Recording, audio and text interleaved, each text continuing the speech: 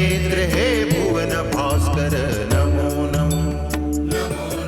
हे सृष्टि के सिरजनहार दिवाकर नमो नमो।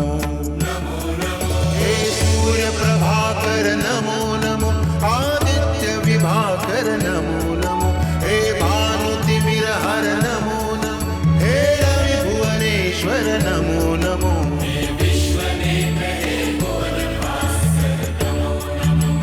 नमो नमो।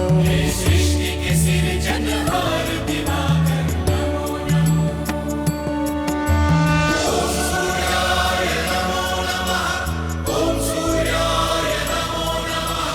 ओम सूर्याय नमो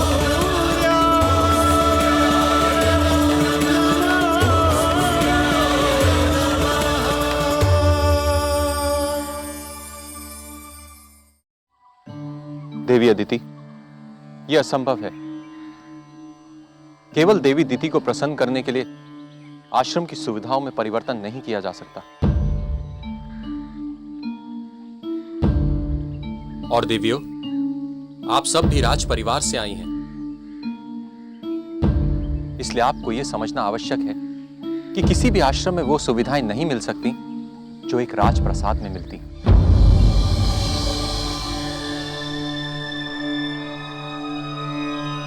स्वामी, हमने तो ये सब सुविधाएं चाही ही नहीं। आज नहीं मांगी, परंतु हो सकता है कि कल आप में से किसी के मन में वो विचार आए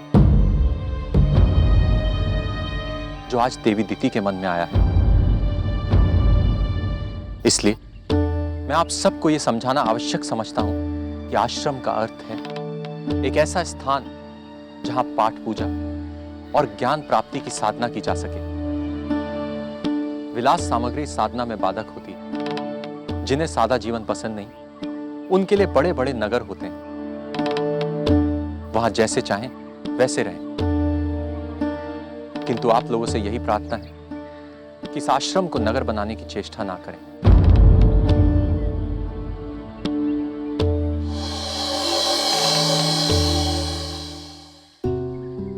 देवी अदिति,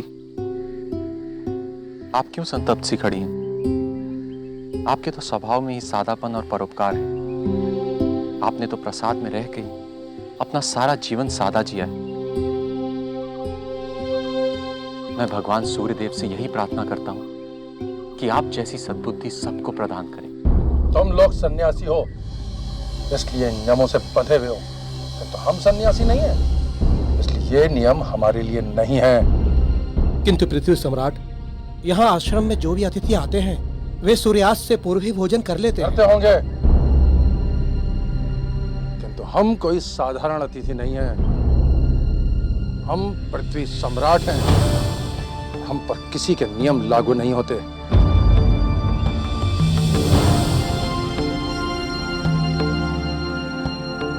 और हाँ, हमारे लिए खाने योग्य भोजन की व्यवस्था करो।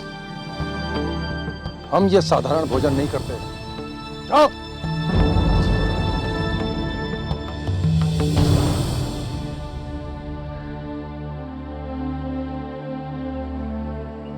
स्वामी, यह आपने ठीक नहीं किया।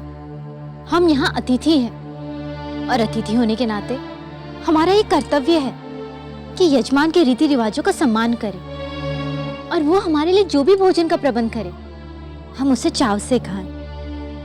तो क्या यजमान का ये कर्तव्य नहीं?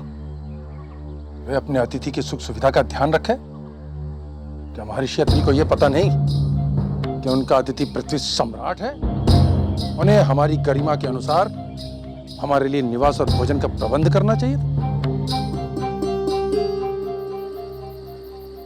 स्वामी, प्रजापति दक्ष ने जो प्रस्ताव रखा है वो आपको भी पसंद है और हमें भी, लेकिन हमें लगता है कि उनकी पुत्रियों के साथ पुत्र चंद्रमा का विवाह तय करने से पहले हमें एक बार उनसे पूछ लेना चाहिए। हमें तो ऐसा नहीं लगता। इसकी कोई आवश्यकता नहीं है, क्योंकि हमारा पुत्र तो संस्कारी है और उसने आज तक न हमारी बात टाली है और न कभी टालेगा। शायद आप ठीक ही कह रही हैं। हमारा युग तो और ही था। था।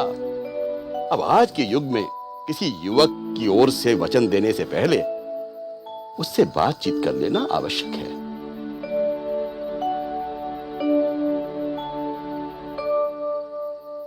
पुत्र चंद्र, हमारे कुल दीपक, प्रकट हो, हमें तुमसे कुछ विचार विमर्श करना है।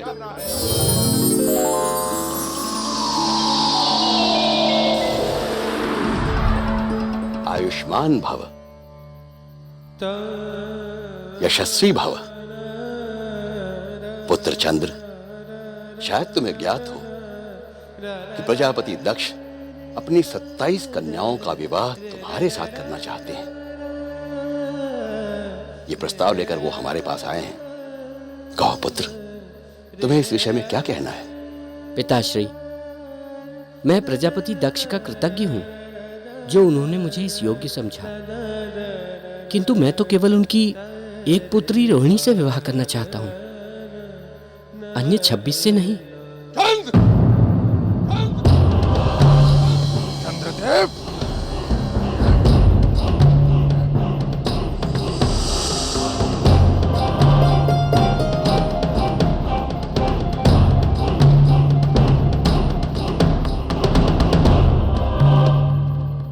प्रजापति दक्ष, इस समय आप यहां? आइए, भीतर आइए। बहुत अपमान हो चुका हमारा। अब क्या और अधिक अपमान कराने के लिए भीतर आए हम? चंद्रदेव, हम तो आपको संस्कारी युवक समझते थे, आज पता चला कि आप तो कुसंस्कारी हैं। अपने से बड़ों की आज्ञा मानना, उनका सम्मान करना आपने सीखा ही नहीं। आप इस योग्य नहीं कि कोई भी आपका सम्मान करे। प्रजापति दक्ष, मैं आपके बड़े होने के कारण ही आपका सम्मान करने का प्रयत्न कर रहा हूं, किंतु आप तो मेरे ही घर में मेरा अपमान कर रहे हैं। कहीं ऐसा ना हो कि मुझे भी। बस करो पुत्र, बस करो, मत भूलो प्रजापति दक्ष हमारे अतिथि हैं और तुम्हारे होने वाले ससुर भी। इनके साथ किसी भी प्रकार की अभद्रता नहीं होनी चाहिए। क्षमा चाहता हूं पिताश्री, क्षमा कीजिए प्रजापति दक्ष। किंतु पिताश्री, प्रजापति दक्ष के प्रस्ताव पर अब तक कोई निर्णय हुआ नहीं है। हमने कुछ समय पहले ही अपने योग बल से तुम्हारे भविष्य के बारे में जानकारी प्राप्त की है और उसमें हमने स्पष्ट रूप से देखा कि इनकी 27 कन्याओं का विवाह तुम्हारे साथ होना विधि का विधान है। इसीलिए तो हमने कहा पुत्र कि प्रजापति दक्ष तुम्हारे होने वाले ससुर हैं। इसका अर्थ यह है कि मुझे इनकी 27 कन्याओं से एक साथ विवाह करना होगा? तुम्हारे प्रारब्ध में तो यही लिखा है पुत्र।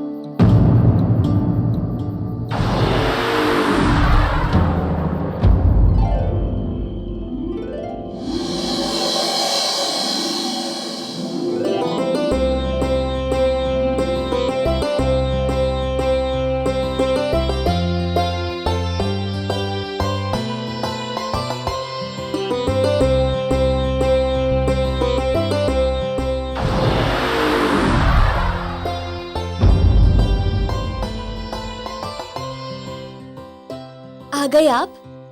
बहुत प्रतीक्षा कराई आपने। आप उदास क्यों हैं? देवी रोहिणी, आपके पिताश्री चाहते हैं कि मैं आपके साथ साथ आपकी 26 बहन से विवाह कर लूं, किंतु मैं तो आपसे प्रेम करता हूं और आपसे विवाह करना चाहता हूं। प्रियतम, आप धन्य हैं। साधारण पुरुष मेरे पिता की बात सुनकर प्रसन्नता से फूले नहीं समाते, किंतु मैं जानती हूँ आपका प्रेम मेरे लिए सच्चा है और मैं ये भी जानती हूँ कि आप मेरे अतिरिक्त किसी और स्त्री के विषय में सोच भी नहीं सकते, भले ही वह मेरी बहन ही क्यों ना हो। किंतु मेरे पिता ने भी ये ठान लिया है कि वे हम सब बहनों का विवाह एक साथ ही करेंगे। अब हम दोनों का मिलन तभी हो सकता है जब आप मेरी इन सभी बहनों से विवाह के लिए हाँ कहें। यदि हमारा मिलन होना है तो मुझे आपके पिताश्री की बात माननी ही पड़ेगी। ठीक है, मैं उन्हें हाँ कह के आता हूं।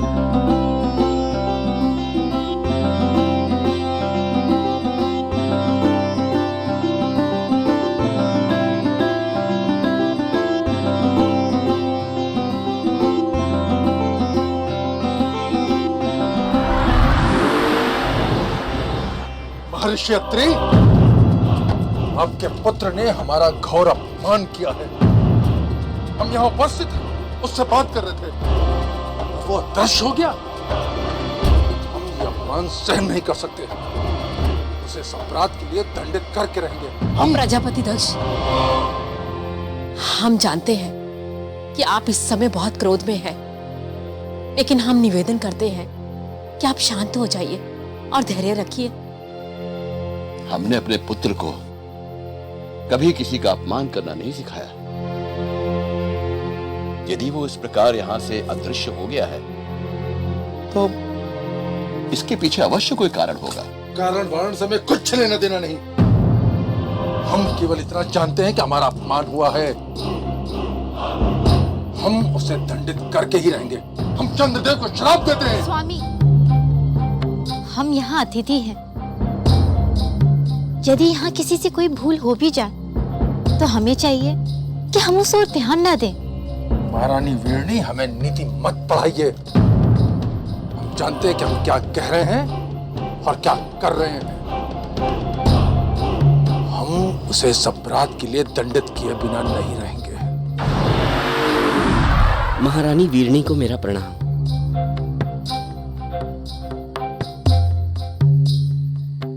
प्रजापति दक्ष, आप इसलिए क्रोधित हैं ना कि हम अचानक यहां से अदृश्य हो गए? आपका क्रोध पूर्णतः उचित है, किंतु पिताश्री की बात से हम इतने उत्तेजित हो गए कि कुछ पल के लिए साधारण शिष्टाचार भूल गए। हम अपने व्यवहार के लिए बहुत बहुत क्षमा चाहते हैं। बड़ों का कर्तव्य है, यदि छोटे क्षमा मांगे तो वो इन्हें क्षमा कर दें। और जब तुमने क्षमा मांग ही ली है तो हम तुम्हें क्षमा करते हैं। अन्यथा हमने तुम्हें दंड देने का निर्णय कर ही लिया था। माताश्री, पिताश्री, मैं आप दोनों से अपने व्यवहार के लिए क्षमा चाहता हूं। तो क्या सोचा तुमने? मैं प्रजापति दक्ष की 27 कन्याओं के साथ विवाह करने के लिए तैयार हूं।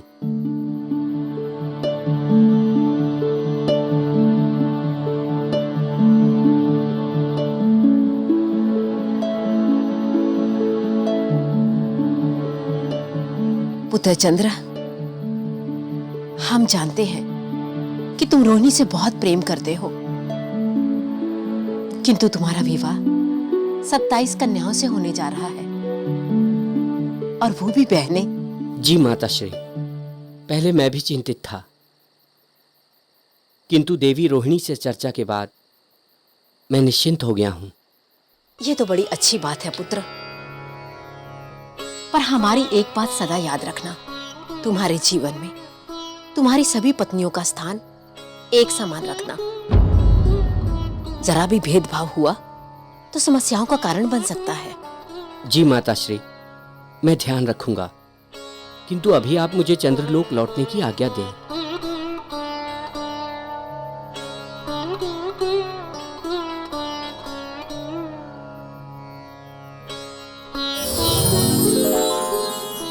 स्वामी, क्या बात है? बड़ी सोच में है। हम सोच रहे हैं देवी कि विवाह के बाद अपने पुत्र चंद्र का जीवन अधिक सुखमय नहीं रहेगा। अपनी 27 पत्नियों के कारण उसे इस संसार में अपने ही ससुर पृथ्वी सम्राट दक्ष की क्रोश और अपयश को भोगना पड़ेगा।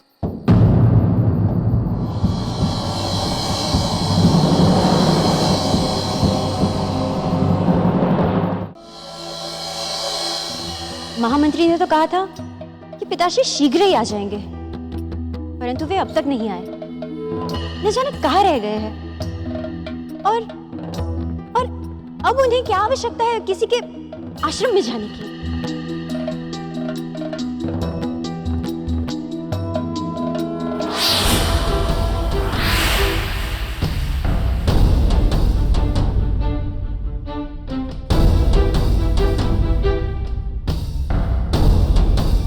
पुत्री दीदी, तुम इस समय यहाँ?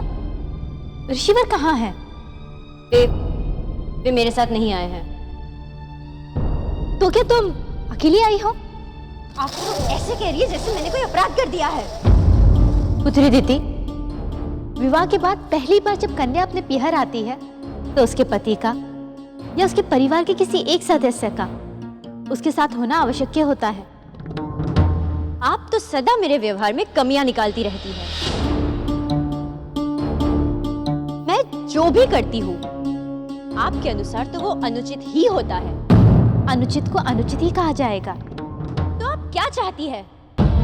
मैं ऋषिवर की सारी उचित अनुचित बातों को चुपचाप सह लूं? ऋषिवर एक ज्ञानी पुरुष है और व्यवहार कुशल भी। वे कोई अनुचित बात तुमसे कर ही नहीं सकते। पुत्री दीदी, तुम्हारे पिताश्री ने तुम्हारा हाथ उनके हाथों में दिया है। अब तुम्हारा सुख संसार ऋषि चरण में ही है। अच्छा यही होगा कि तुम अभी इसी समय अपने घर लौट जाओ। बस कीजिए महारानी, बस कीजिए। आपको सदा पति और पुत्री में ही दोष दिखाई देते रहते हैं। बाहर के लोग आपको अधिक प्रिय लगते हैं, क्यों? स्वामी, हम तो केवल अपनी पुत्रियों को अच्छी शिक्षा देने का प्रयास कर रहे हैं, किंतु आप बार बार उन्हें भड़काकर उनके भविष्य में और उनके जीवन में विष घोलने का प्रयास कर रहे हैं। महारानी वीरनी, आप अपनी सीमा से बाहर जा रही हैं। हम तो अपनी सीमा में ही हैं स्वामी, किंतु यदि ये अपना व्यवहार नहीं सुधारेगी तो इसका भविष्य अंधकारमय हो जाएगा।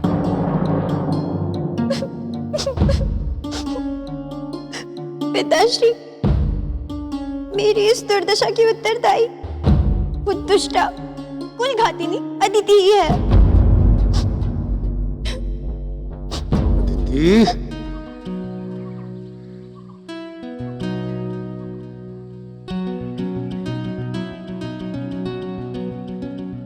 देवी अदिति, आप सचमुच धर्मपरायण और कर्तव्यपरायण नारी हैं।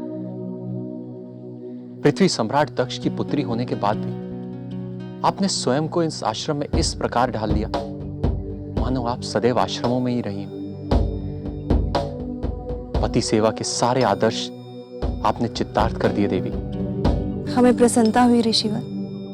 ये तो हमारा सौभाग्य है कि हमें आपकी सेवा करने का सौभाग्य प्राप्त हो रहा है। मेरा आपको आशीर्वाद है देवी कि आप जल्द ही तेजस्वी, वीर और गुणवान पुत्रों की मां बनेंगी।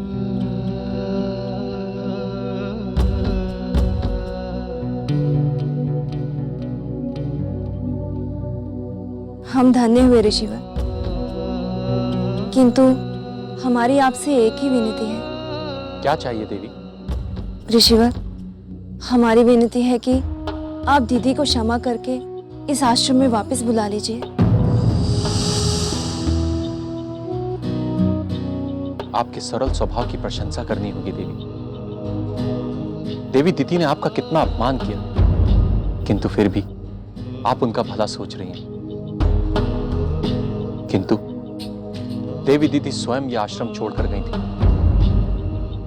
और उन्हें स्वयं इस आश्रम में लौट कर आना होगा।